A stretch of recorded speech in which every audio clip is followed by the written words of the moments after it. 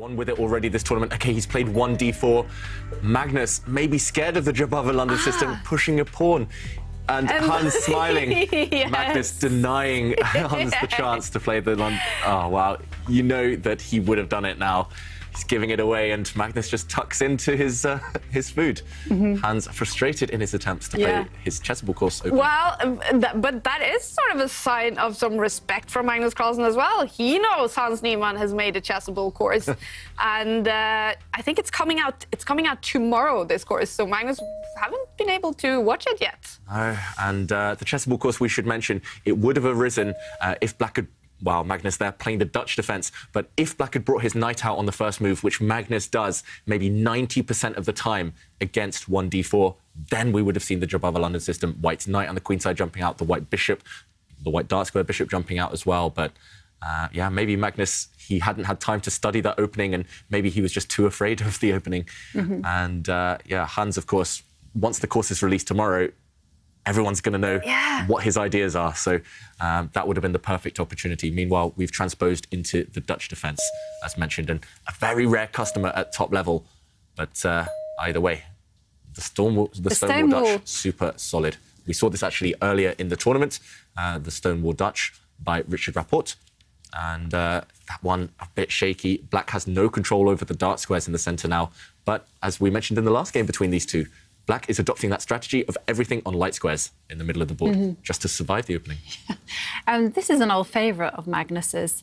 And just going back to opening choices, I do have an interesting question from JMR18, who asks, what opening for Hans' next game with White is the most promising against Magnus? And this is the bit I want to get to you. Is there a kryptonite? Have you noticed anything in Magnus's repertoire with the black pieces where you think he's a little bit vulnerable? It's hard. He's the world champion for a reason. Off the top of my head, I would say it is maybe things like the Jabava London system or something that's maybe not mainstream. Of course, with his world championship matches in the last few years, Magnus has studied 1e4 extensively. He's worked out what to do in the martial defence. As Black, he's working out what to do in, for example, the Nimzo Indian, the Queen's Gambit declined. He's worked out his repertoires there. But if you can maybe play sidelines against him, against Magnus, at least you can get a game. You get a very playable position, and that's what the Jabava London system would have done. So Magnus, knowing that maybe, not, I wouldn't say his kryptonite, but maybe knowing that it would have been Hans's type of position more than his, he's just steered the game in a different direction, and that's sensible from the world champion. I think Hans has done everything he can in this opening to get just a solid position and get a playable position, but Magnus doing the same. And that's why these two players are so good. They're not sitting targets. At the top level, you can't just play the same opening every single round. You have to mix things up. And that's what they're doing. And Hans still smiling, maybe just still annoyed that he didn't get that one opportunity, maybe opportunity of a lifetime to play his own favourite opening. And I just noticed his T-shirt as well. I think that was the Joker on his T-shirt. I wonder if that is a sign. He's going to play some tricks today. Well, it's a good sign to be relaxed. And you spot those opportunities and you're a little bit more creative if you're relaxed and not feeling the strain. And I'm really curious about this type of position because my favourite thing to do here with the white pieces is swap off the dark squared bishops. And I just do that just to lessen Black's control over the big central square that's an outpost on e5. And you really want to go there with a knight. But first, I always try and trade off. OK, so there's two ways to try and trade off these bishops. For example, you can step forward in this one. That's the way I do it. I'm like right to the point. Swap these guys off. The other way we should mention is to step forward with a pawn and then try and trade the bishops from this angle. Much more popular to do that. Very popular avenue. And for example, let's just say the bishops come off the board. OK, Hans actually adopting a different strategy, but if the bishops had come off the board, White has full access now to this central square. It is an outpost. If the White knight jumps in, it is supported by a pawn, and this is quite promising. But Black will try and fight against this by just trading as many pieces as possible. And Hans has said no trades. Black is slightly cramped, and in the game, instead of swapping these bishops now by bringing it out, he kicked back Black's bishop instead. And once the bishop retreated, stepped forward with his queen. And as I mentioned, Black is slightly cramped because these pieces still asleep, still at home. This bishop's slightly less active than it was.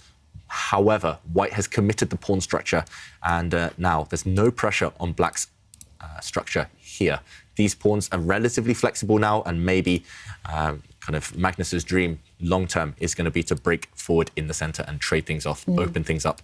White has committed, gained space on the queen side, so maybe black will try and play on the other flank, on the other side of the board. This one is shaping up just like the last game, with all pieces on the board. It's shaping up to be really tense, and it will explode later in the game. One thing I have noticed with Hans' openings, and maybe even his style in general, is he tends to break the rules. And here, the rules in this particular pawn formation is to maintain the pressure as much as you can, and the battle will revolve around the middle squares. But here, he's kind of like, no, I'm going to extend as far as I can, which to many people would be like, wait, that's too committal. Don't do it so early. And here he immediately tries to go forward with his queenside pawns. And Magnus is like, no. So now we're going to see a kind of battle between unconventional chess, and Magnus is going to try to punish him via the normal means, which will probably be to do with undermining White's far advanced pawn at the right time. Maybe later you can try and challenge this guy. And very important move, actually, just to explain from Magnus. Normally, you don't want to touch pawns on the side where you're weaker. So, for example, actually, White has a space advantage now on this left side. And you can tell space advantages by the direction with which your pawns are pointing. White's pawns in the center, they're pointing towards this queen side now. So White has the advantage over here. So normally, you don't want to touch pawns, but it's just imperative. You have to stop White gaining even more space. So Magnus has pushed his rook's pawn forward, clamping down. Now this pawn cannot be pushed because it would just be captured, and it would actually open up the black rook. So really important move there from Magnus. And after White's knight jump, I do expect the pieces to start coming out. This is the problem child, the problem piece in this opening, blocked in by its own pawns here. So you need to get it out for black. You need to start bringing this bishop out at some point, maybe towards the king side in this direction, or you can plonk your knight in the center of the board. At least you have firm control over this square as black. So let's go back to the players. It's shaping up just like the last game, really nicely for a long battle. Yeah. Ooh. And talking about long battles always have an audience, and I really want to share with you some selfies that we have. Croatian Way says, all the way from Croatia, a big hello to everyone in the studio. Magnus for a win. So there you go. Magnus supporter. And Microwave T says, nice analysis by us. Thank you. And also has a tweet, has a selfie. And Magnus, of course, jumping in with his knight in the center. And JMR18 sends us greetings from Germany, and he's rooting for Ding. So definitely keep those selfies, keep those questions and comments coming. And you can always do that via the hashtag #ChessChamps on Twitter.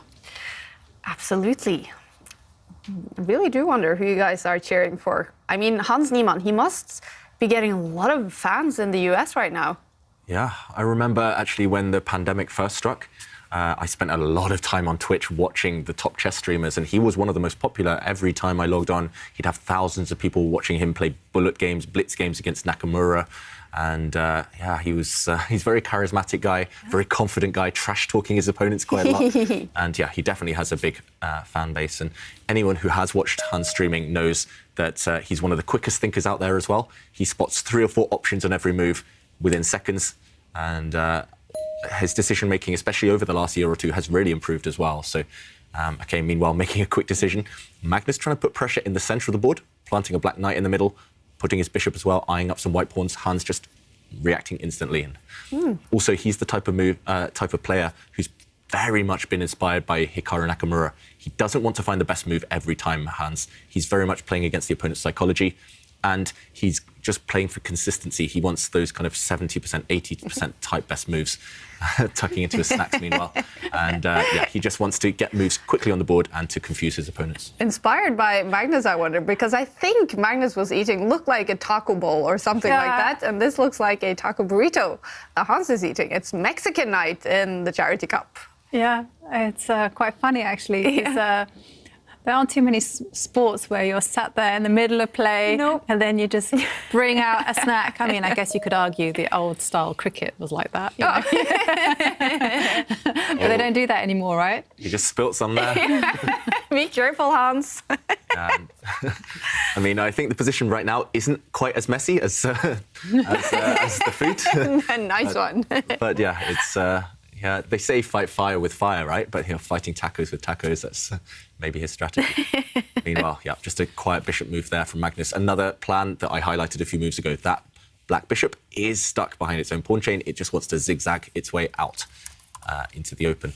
And Hans just eating. He's got to make sure he doesn't fall into the same trap that Magnus has done, especially last season on the tour, where Magnus would often make mistakes or blunders after eating, maybe just losing concentration for a moment or two. Yeah, because I guess you would have, depending on what you ate, you might have a sugar rush. And then once that spike goes down, maybe you kind of go into this slump. And both eating now. Yeah. Chess competition or eating competition? Maybe. That's hungry. Yeah. Well, Kevin Winter tells us on Twitter that there are quite a few Premier League footballers that play chess.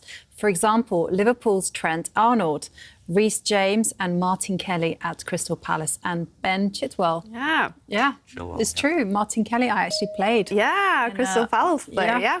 And I also heard about, Trent Alexander-Arnold, that he likes to play chess as well. I think he had a chess event with Magnus a couple of years ago, aided by one of England's top juniors, Shreyas Royal. So, yeah, some big names. And we also know that Manny Pacquiao, although retired, he likes to play chess as well. He's a great chess player. Yeah. I would put him at the category of around about 1900, 2000 wow, at least. Impressive. At least. So very, very strong chess player. And an intriguing fact is that after boxing match, my apologies, you have to stay awake for a certain amount of hours. And so in order to stay awake, he plays chess. Interesting, yeah, because of all the knocks you get to your head. Yeah, exactly. Wow, cool. All right, well, we did have a move, David. I mean, how would you describe this position right now? Yeah, I still think, okay, Hans there just reacting, really surprised. I'm surprised as well. I would just describe this position as still relatively standard. Still feels like the tension, the kind of excitement is yet to come. I'm trying to think of a football analogy or a boxing analogy. It's like, I guess, in boxing when the two players are just sizing each other up. They're just kind of tiptoeing around each other, occasionally throwing a punch out there and just seeing that blocked, but nothing too drastic. No buses parked. No buses parked. No but we big do have the knockouts anytime Fianchetto soon. Bishop. We do have a Fianchetto Bishop, yeah. The Pulisic Bishop, I'm going to call it from now on. Pulisic Bishop. Yeah, just ready to cut in from the wings later on. Yeah. And Black's Bishop as well, meanwhile, actually doing the reverse of Pulisic's favourite bishop. It's cutting out to the wings maybe later on the next move. So, it's just very, very tense. It's still all about, it's very blocked. And when it's very blocked, it's all about where you can hop in with your knights. At the moment, Black has the best knight of all in the centre of the board. It can get traded, but only at the cost of improving Black's pawn structure. So I slightly prefer Black, but you can make arguments for both sides. White has a big space advantage with his pawns here, and he's starting to kick back the Black knights or kick them to the sides of the board. Yeah. Yeah, you'll never hear too often these words from me, but I prefer Black here actually as well. Even though White has the ideal pawn structure, I love that pawn structure, but I think it's too soon, and I don't think White has enough control. And, the Black Knight on the edge of the board looks bad for the minute, but has the potential to jump into another outpost on the c4 square. The bishop, the light square bishop, is usually a bad piece. That's actually getting ready to maneuver itself onto a great diagonal. And Black has control of the open A line. I don't see what White is doing. Okay, and maybe lacking a plan. Hans now has retreated his knight, and some tactics might be in the air, some real complications. White's central pawn is actually hanging as well, so we have to delve into the position here. First move that came to my mind, after seeing a retreat, the first thing you should always think is to look forward. If your opponent steps back, you go forward. And here, there is some pressure on Black's knight in the middle. It's amply defended, though, by this pawn, But you could think maybe even of sacrificing it. Sometimes in some scenarios you can capture a pawn, for example here, lure out the opponent's king. It's only defended once, that pawn, and then suddenly white's whole central structure drops. This falls with check, and when white blocks, maybe you can start thinking of capturing other pawns as well. This looks very, very tempting. If Magnus wants to play it a bit safer and not kind of gamble everything on a knight jump, on a knight sacrifice, then maybe he can start bringing this bishop out. We mentioned this square earlier. This is very nice, putting some pressure on a pawn and the rook behind it. You could even now bring the bishop to this square because it actually has a lot of targets. If the pawn disappears out the way, you could throw it forward later, then suddenly the bishop's X-ray vision will hit the white queen and hit the rook behind it. This looks tempting to me. Maybe the safest option of all, however, is one that Jovanka mentioned, just trying to get this black knight into the game. So you could even trade off a set of knights. I'm reluctant to do this, but you could maybe trade off a set of knights, and white has to protect this pawn, so maybe you have to take with the queen or the rook, and then at least now the other knight gets replaced by an even stronger knight on an outpost in white's half of the board, supported by a pawn. So yeah, it feels like the momentum is all in Magnus's favour, and creating threats as mentioned, and also spoilt for choice. Lots of options with more time on the clock. I think Magnus is very, very happy. This is the current position. He'll either play knight takes knight or maybe bring his bishop out. And yeah, looking good for black. Yeah. And on the subject of, well, just watching those two players eat and play chess, it seems like the two go hand in hand, rather like a Seinfeld episode. Milan on Twitter is also with some food, but this time watching Jordan van Forest and cheering for Jordan. And Utopian Wool Gatherer is won their company chess tournament. Go Utopian Wool Gatherer. Well done for that. Congratulations. And great trophy there. So big one up. And Shokan is sending us greetings from Kazakhstan and telling us to keep up the good work. And please welcome, look at this very young Magnus supporter. So we love seeing and welcoming the next generation. Absolutely. So love that tweet from Shokan. And remember, if you want to send us your tweets, your questions, your thoughts, then you can all do this via the hashtag #ChessChamps. Yeah, and it looks like the support is getting to Magnus. The bar is liking it for him right now. Jovanka said it. You did prefer... No, you did prefer... Yeah, you prefer black. Yeah, I prefer black, exactly. Yeah. And, OK, as expected, knight takes knight. I think this was just the most sensible, most kind of easy to calculate option. You only have to look 2 moves ahead. There's this myth about chess players seeing 20 moves into the future, but that's very rarely the case. Normally, we just see 2 or 3 moves in the right direction, and then we stop and we evaluate. And that's what Magnus has just done. He saw you can take off a set of knights, you can bring your knight in, gain a bit of time against white's queen, and yeah, then you start to think again. And that's what Magnus has done. Quick move, bring the knight to a good square, and now have another pause. Mm-hmm. And this could be a big round for comebacks. The bar is really liking it for David Navarro with the white pieces against Liam Le. Liam is up by 1 point after the first game. And David Anton, he lost the first game to Jan-Christoph Duda, and the bar is liking it for the Spanish chess player in game 2. So maybe he is also about to make a comeback. Ding, he won the first game against Jordan van Forest. In that game, the bar is slightly to the middle, but they just about... No, they played for a little while. Yeah, I think either way, today is going to be a really good day for every player's fighting chess index. I mean, just usually you see it a bit cagey at the start of every day, especially in the knockouts. There's so much at stake. You normally see players maybe take a draw here or there, just play solid here or there, but not these guys. We've got 8 of the most fighting, dynamic players in world chess. Yeah, I love that. And OK, meanwhile, Magnus just plays a move. It's funny how we talked about light square pawn structure, Jovanka, in the last game. In this game, for black, it's all about light squares. For white, it's all about the dark squares with his pawns. And OK, critical moment now. I just saw the evaluation bar shoot up in Magnus's favour. Maybe that means there's something direct. Maybe he can explode open the centre. You've got to time it correctly, though. Maybe you can push a pawn. You know, my favourite thing in the world is that that looks quite... dynamic, at least. Yeah, pushing a pawn. You want to push this one. Yes. Oh, sorry. Yeah. Me and my arrows. You want to put in this... a new way. in a normal way. just push the pawn one square forward. Yeah. And this does require some calculation. You have to work out that, for example, after pawn takes, here I think you can take with a knight to hit the white queen and gain time, but you have to be a bit careful because if you took with the bishop, suddenly you would walk into some tactics. You would see knight takes pawn, sacrificing to break open black's pawn structure, but more importantly, looking for those checks, captures and threats. This is a capture and a check, hitting the black king, and next move, just winning the black knight. So you have to calculate these things correctly. Magnus does it. Wow. Okay, full chaos on the board. We talked about the pawn structure here. It was perfect. Light squares, light squares, light squares. But now black is trying to break the white structure by undermining this chain. And he's undermining the base of the chain. This is really instructive. If your opponent has a pawn chain, undermine the pawn at the back, because then the rest will easily drop off. And yeah, right now, as mentioned, if white captures, black cannot take with the bishop. That actually loses, but taking with the knight is very strong, because now you hit the white queen and, okay, chaos. We talked about it so many times already today, and it's happening again. White is sacrificing a piece. Hans is not afraid. He sacrificed a piece against Magnus in the last game, giving up his bishop. Now he's given up a knight. And the whole idea is the one I mentioned, but he switched the order of the trick. And now after the pawn recaptures, as it has done, pawn takes, and suddenly black's structure is the one broken.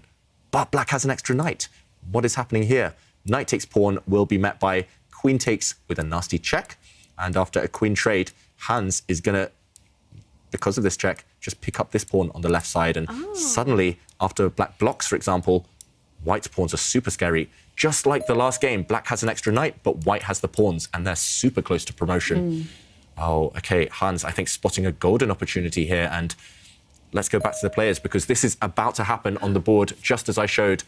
White now down a piece, but about to obtain these fantastic pawns. Can Magnus stop it? Can Magnus break white's momentum before it completely turns in Hans's favour?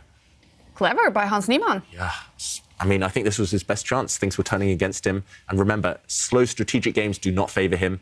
They only favour Magnus. So he needs to just take risks, sacrifice pieces, throw stuff at Magnus, because that's the only way to beat him. And, OK, a check. Black, I don't know if you have to trade. Maybe you can block this check with a piece. Yeah, I'm trying to be objective about it, because it was such a moment of excitement that I got a bit of a rush of blood to my head, and I'm just trying to work out, OK, what is the consequences if you do allow everything? So if you do capture and then the bishop does take the pawn and white has these two amazing passed pawns, are they that dangerous? If we like pour some cold water over us and just kind of go, can they advance? They look pretty dangerous. They look really dangerous. They look super dangerous. Yeah, but OK, after the queen trade. And Magnus is taking that cold decision. OK, and he puts his rook in the way, so actually trying to give up his rook for white's bishop. Whoa. But he's arguing that it's more important to keep that remaining black pawn on the left side. It's actually guarded on the 7th rank by the black rook now, so he would rather give up a rook for a bishop than let that really important pawn drop. And that is instructive. Jovanka, you're laughing. I'm only laughing because right after making that cool defensive move, he went and got himself a taco and started like dishing some food. I mean, it's so chill. I've never seen the likes of it, because normally the players are like, OK, right, I must go into 100% focus mode, you know. And Magnus, look at him. It's like,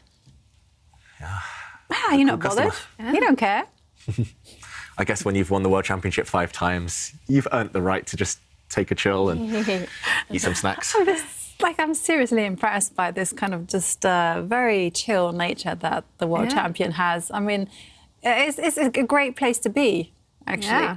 Well, but I mean, it's a great move that he's just played, actually. Yeah, I love it. Move. And Hans now thinking for over a minute. So obviously, it's not obvious for him to take that rook? It's not clear at all. And also, the nature of pins is that actually this rook is not running away yet. So this rook is actually stuck. It's immobilized because of this pin. So white does have another move. You could, for example, just take a timeout. You could just push a pawn. And next move, if you want, you can take it. You can take this rook anytime you want. For example, black might move the king out the way, and then no longer is this rook pinned. It can move on the next turn, and then you take it.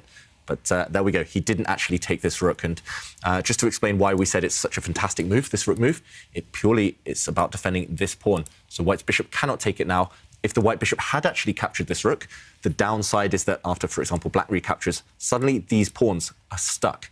Instead of promoting to new queens like they were, they're easily blockaded. For example, if white moves the bishop, then black can just fully blockade these pawns, and actually their weaknesses, if anything, they are never, ever going to advance again. So instead, Hans decided, OK, he needs to take a timeout first. He doesn't want to clarify this pin. He doesn't want to kind of show Magnus exactly what he wants to do next. He wants to keep the tension. He brings his bishop out instead. So now he's hoping that Magnus wastes a move with his king, and only then will he take the rook. So he wants to gain a move in the process. And is it still called a fianchetto bishop when we're in this part of the game? Yeah, I guess so. Yeah. This bishop is definitely fianchettoed. This one is kind of no longer fianchettoed, but it could come back. Yeah. So I guess if you're on the long diagonal from a safe square like this one, this is definitely a fianchetto. All right, and we are naming it the Pulisic bishop today. He has a bishop on his football shoes. Christian Pulisic, who played in our Play Magnus charity challenge, and he has signed his very own football boots with this bishop on them, and they're up for auction. The bid currently, it's over $1,000, you guys, but this is a once-in-a-lifetime opportunity to get some very unique chess football boots. So go into cctauction.com to make your bid. All the money goes to UNICEF. And Magnus, he does move his king. He does move his king out the way. So now Hans's decision has been vindicated. If white goes and captures this rook now, he's actually gained a whole move in the process. So that's why don't rush. That's my tip for everyone at home. Don't rush. If you've got a pin, force your opponent to waste a move getting out of it before committing your pieces. So very instructive. And Hans staying in the game, keeping things balanced now, purely because he's gained a bit of time and because he forced Magnus to spend a move breaking the tension. And yeah, I mean, imagine Christian Pulisic, the football boots. They're in front of me. I keep looking at them. It's not fair. There's two, and the cool thing is also, do you see that they're actually the same color as sort of our Champions Chess Tour color scheme with the purple and the orange? It's a match made in heaven. Again. CCT. Yeah. CCT. Very cool. I mean, this must be the only chess football boots in the world. So cctauction.com and make your bid. Okay, and meanwhile, the tension was eventually broken. White did go and capture that black rook because it was about to run away. And I think that was the last opportunity to capture it. Yes, white's light squared bishop was fantastic, but bishop for rook in the end, you have to be a bit materialistic there.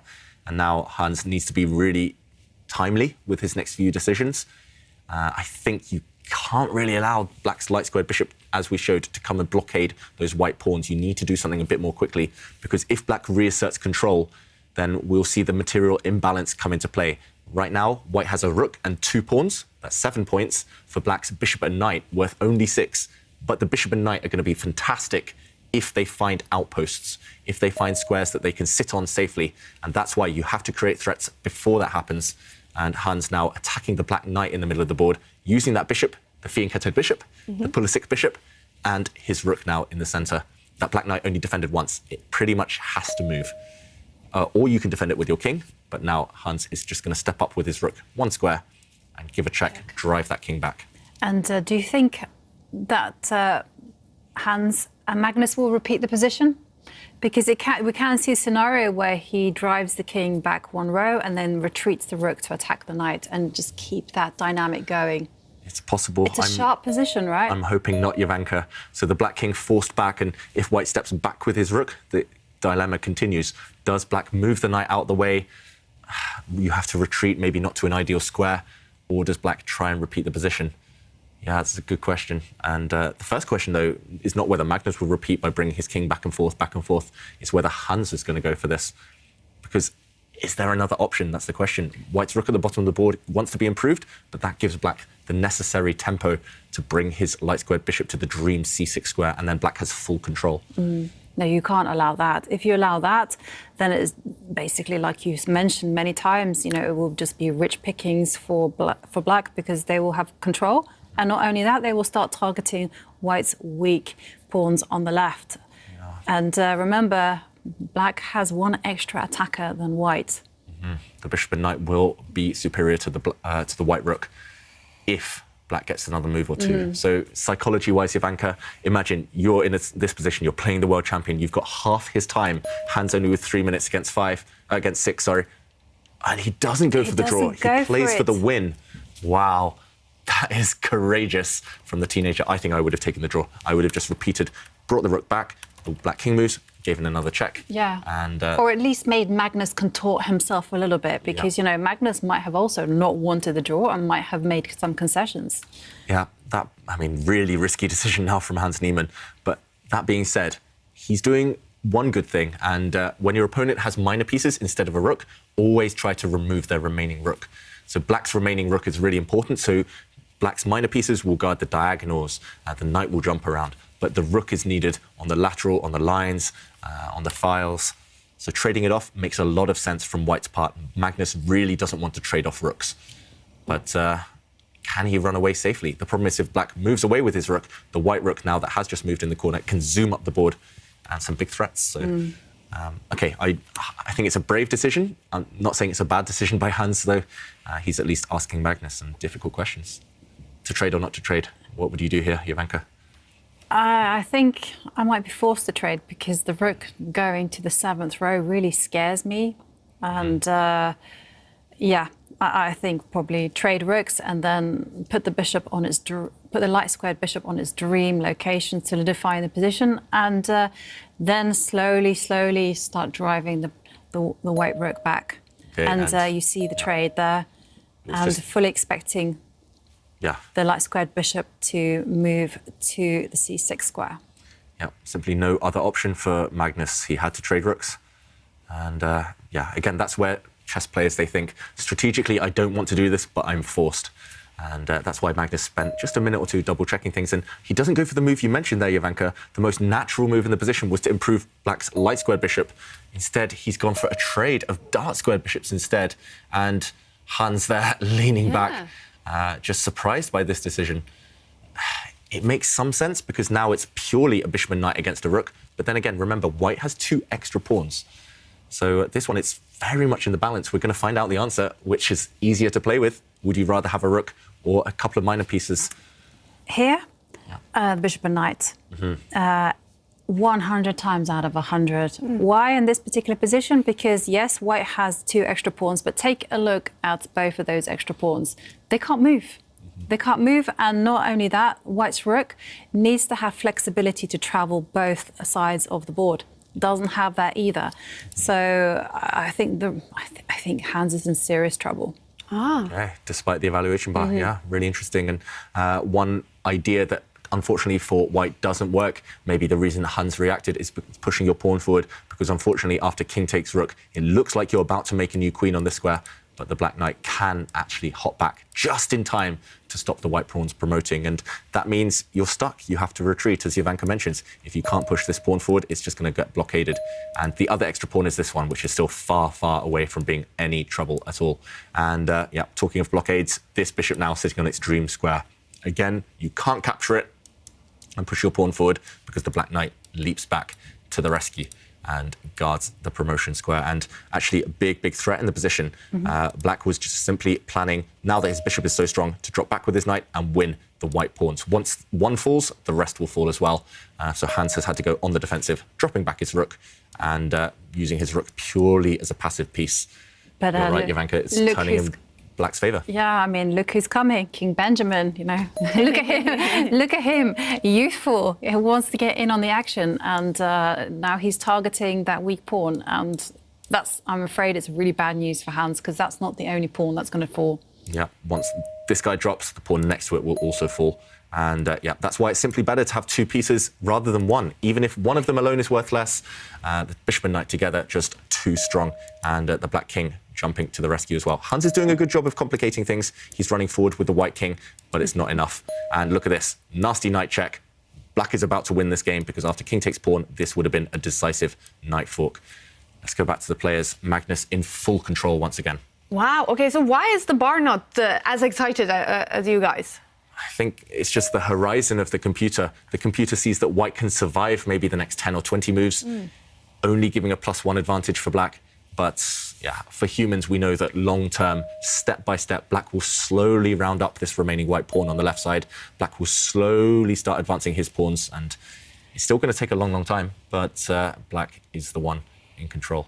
And we saw that actually on the player's body language just a minute ago. Hans kind of leaned back and shook his head because he knows long-term he's losing, and yeah, it's still some fight left, though.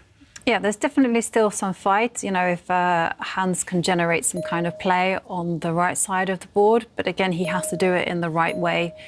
I mean, once again, his pawns on the right side, they could be weaknesses as well. Because look at them, they're restrained, they can't move forward. They're on light squares. Yeah, they're on light squares, so problems.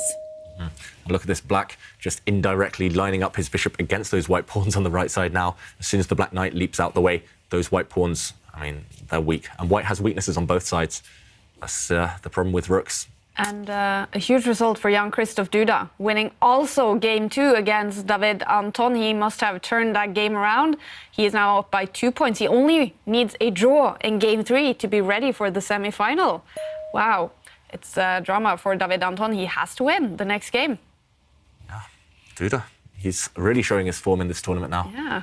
It's been going up and down. Suddenly he's losing all his games, and then all of a sudden he's winning. He's also been the recipient of a great amount of luck. And when you have that kind of luck, and I'm primarily thinking of his game against Erik Hansen, where he was totally lost, and then Erik unfortunately found the only move to trap his queen. And yeah, when you get that kind of boost, you sometimes feel that maybe things are going to work your way. Yeah. Like the cards kind of will fall into place and everything will work out beautifully. I don't know, and chess is all about confidence. Yeah. We've said that time and time again, but it really is true. You've got to have that faith in your capabilities. And we actually did do an interview with Duda before the tournament, and he did say that his biggest strength in chess is that he always gets lucky. Something about young Christoph Duda. But you make your own luck. What a great chess player. Okay, and you're still saying, David, that Magnus is heading for a win in this game. It's looking very likely. If you look at Niemann's last few moves as well, White's rook is just waiting. There's nothing else to do. White's pawns are stuck, can't push. White's king has to stop the black king advancing on either side of the board. So there's this opposition between the kings right now. So White's rook is just going up, down, and he's hoping that Magnus can't find a winning plan. The problem for Magnus, though, is you've got to be a bit careful where you put the black knight and black bishop. You have to stop the white rook coming up to the 7th rank, for example, and starting to capture some pawns. So you need full control, and this is a nice move. Now White's rook can actually go up to the 7th rank, but then the black knight will come back to the centre of the board, delivering a fork. And there's the threat of this fork, this double attack right now. The white king and white rook are both potentially under fire from black's knight.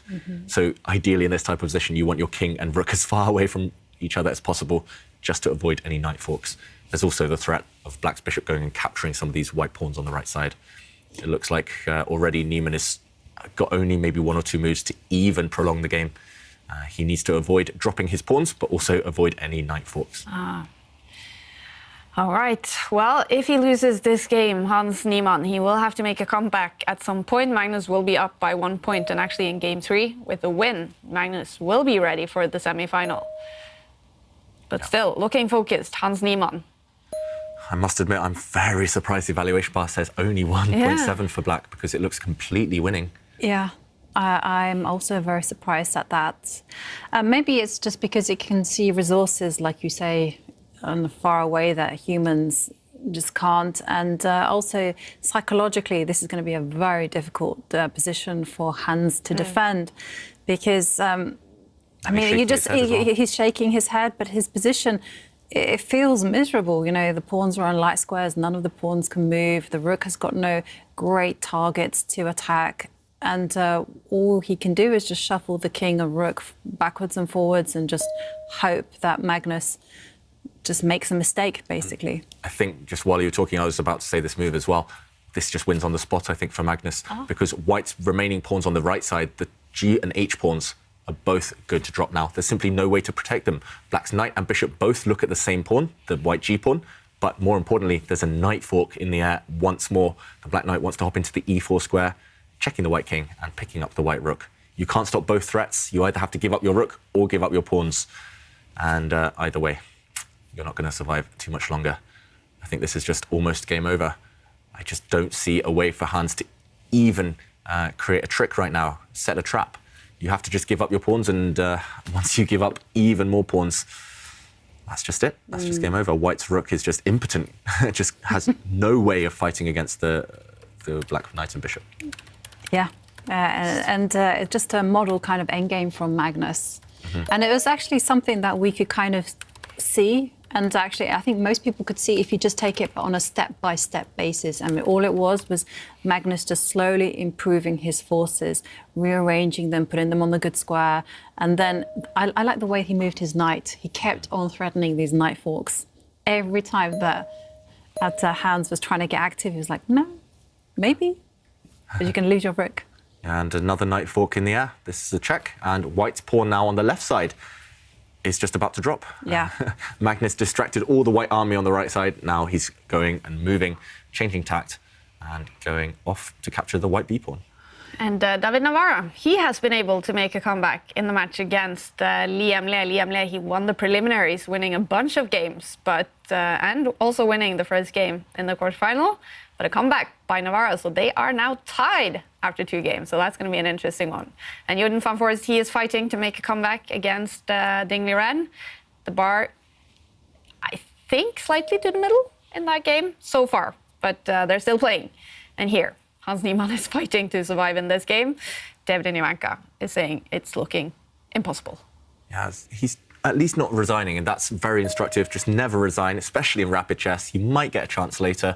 We've seen Magnus mouse slip in the past. We've seen him mouse slip actually several times. And still some little hope while there are so few pawns remaining on the board. If all of Black's pawns disappear, it's just going to be a draw.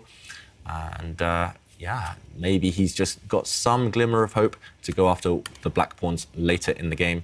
I'm slightly puzzled by Magnus not capturing the pawn, though. I mean, I honestly thought that he would do that, and then we would see another big reshuffle of the bishop and the knight, and then slowly the pawn would get escorted to its destination.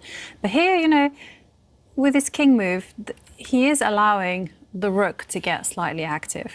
Yeah, he's just trying to keep maximum control, but maybe he didn't need to. And by the white rook getting active, I guess you mean this check, Ivanka. Yeah, well... So white's pawns now drop, but at least the white rook gets maybe to the 7th rank. It manages to remove a couple of pawns from the board. Magnus slightly shook his head there. And black is running out of pawns. I think you need to keep one of them alive in order to win this game. And importantly as well, white does have a central pawn now, a passed pawn of his own. And that pawn might start running. Black's king now caught on the side of the board. Really not helping there. The black king just off in no man's land. Actually immobilized right now. And now the bar is starting to listen to you guys, up to 2.4 for Magnus Carlsen. We also saw the donation bar for UNICEF. It's up to $84,000. So we have upped our goal to $100,000. We still have a few more days to collect money for the people in Ukraine. UNICEF is doing life-saving work for them, so please keep donating. All right. Yeah, Magnus, again, coordinating his pieces. I mean, this is just, classic endgame technique. Just control your opponent's pawns. Look how white's pawn wants to start running up the board, but if it moves 2 squares forward, it simply gets captured. And, Hans there just bringing his rook across. This, the only one remaining problem maybe is that black's king is still unable to get back into the game, but Magnus now, he actually sneakily offers a trade. White can come and grab this knight with his rook, and we would see the white rook disappear. We would see the the black bishop and knight disappear, but black has 2 pawns, and we call them the trousers. One on this side, one on this side, like 2 legs of a trousers, and white's king can't stop them both. White's 1 pawn in the middle, easy to stop. So, Magnus now just putting his knight back on an outpost, and the black king has an easy path back into the game. This one is slow, but sure. It's definitely going to be a win for black. And it will be Harry, I think, who takes the honours in this tournament.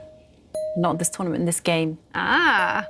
Yeah, that black H-pawn, if you look at it as well, it promotes on a light square. That's very important. The black light square bishop is going to escort it forward later on.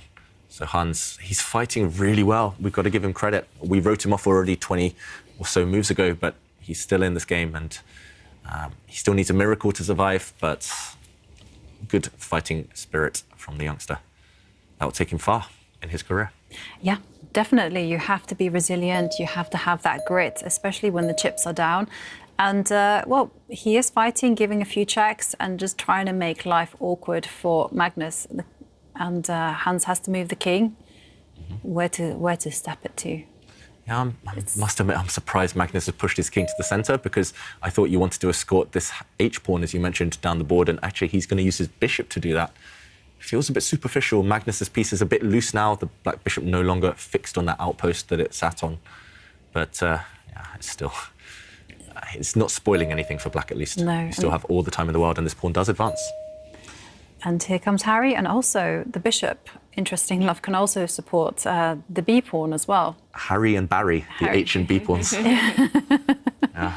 2 pawns are better than 1, and white's rook and white's king, they're going to be overworked, stopping the 2 pawns. And we should also mention that if white later on sacrifices his rook for the 2 black pawns, a bishop and knight against a king is a win. And Magnus, there's no doubt in the world, he knows how to win that one, how to checkmate the opponent. Some grandmasters still struggle with that one, bishop and knight versus king. But yeah, that's breakfast for Magnus. That's easy stuff. So yeah, and unlike the rook and bishop versus rook, I mean, this one is checkmating with a bishop and a knight is pretty simple actually. Once you learn 3 kind of crucial positions, you can definitely checkmate with your eyes closed almost. Yeah, I think I've seen Fabiano Caruana checkmate in an online game with around 12 seconds on his clock. So it's not easy for players, sometimes with hours on their clock. But if Caruana can checkmate with 12 seconds, bishop and knight versus king, then Magnus can do that. Especially, remember, he's getting 10 seconds after every move. And now this h-pawn, I mean, Magnus is being very brave with it, I must admit. This h-pawn not supported by its pieces anymore, but it's still hard for white to round up that pawn. It's still going to be a nightmare to go and bring your king across without walking into any knight checks. And white's rook, note how it can't go behind the h-pawn because any squares are covered by the black bishop. It's really hard to stop now, this pawn 2 squares away from promotion. Yeah, very difficult as well, because I didn't quite like this move because the knight can actually join in the defense of the pawn. The one thing black definitely doesn't want to do, which might blow the win, is push your h-pawn 1 square further now.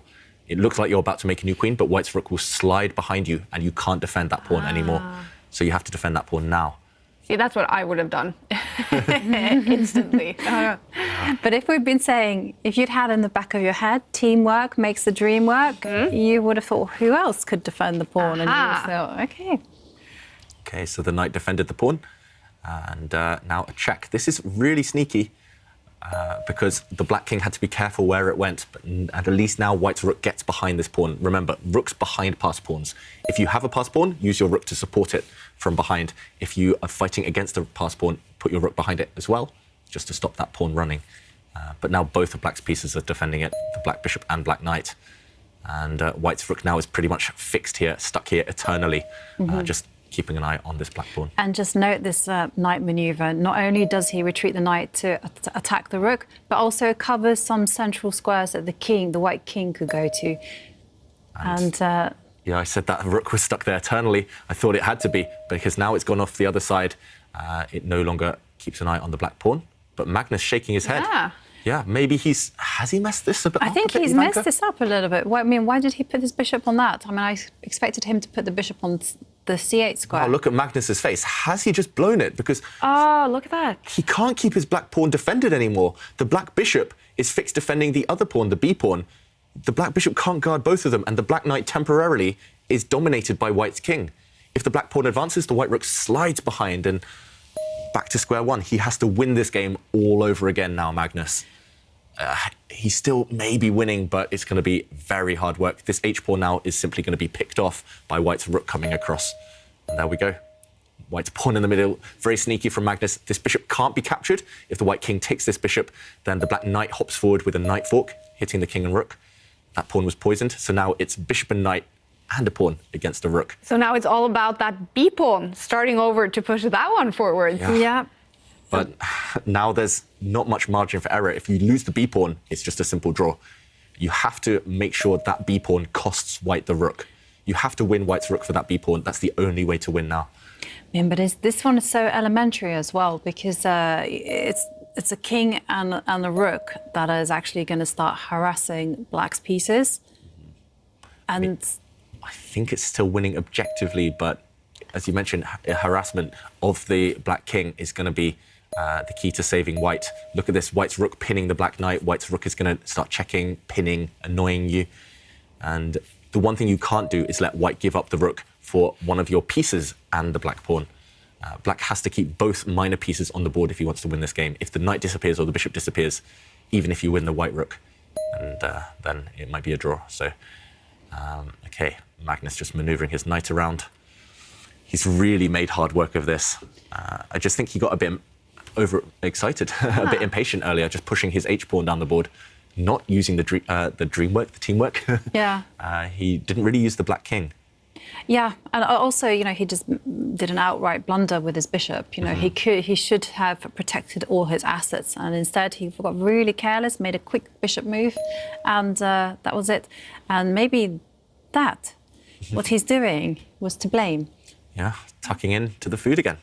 Maybe he's just feeling he wants a bit more energy now, but you're right, Jovanka. Mistakes have come when Magnus is eating. And, okay, finally, black's pieces are well arranged, so there are no checks right now for white, and it will be time soon for that b-pawn to start marching down the board.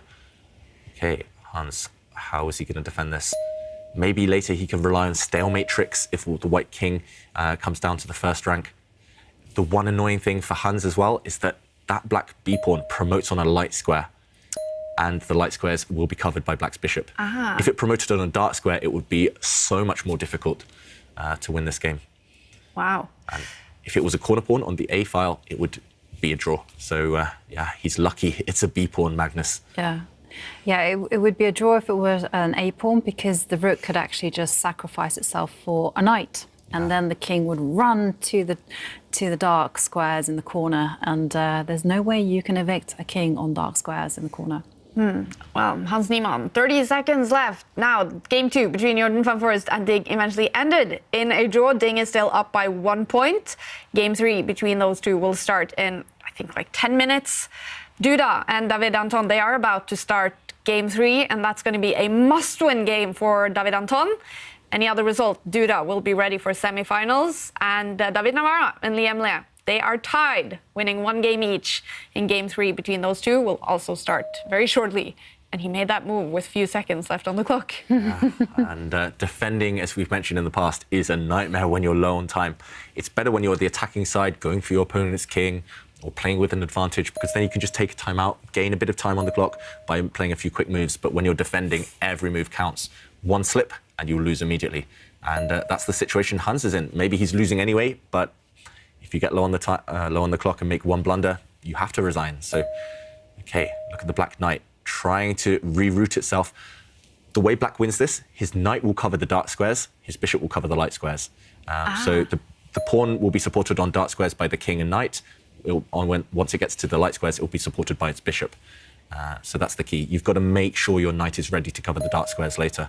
Okay, so now it's covered on the light squares by the bishop, and no matter where the white king goes, the black knight will start to control the square, the dark square it wants to go to next, this pawn. Okay, so Magnus basically wants his pieces on the light squares. Yes, and that's actually how to checkmate when you have a knight and bishop together. You want them both on the same colours, for example, on light squares, because once your knight's on light squares, you control dark squares. And see, that's a super helpful trick. yeah, Knight and bishop, you want them.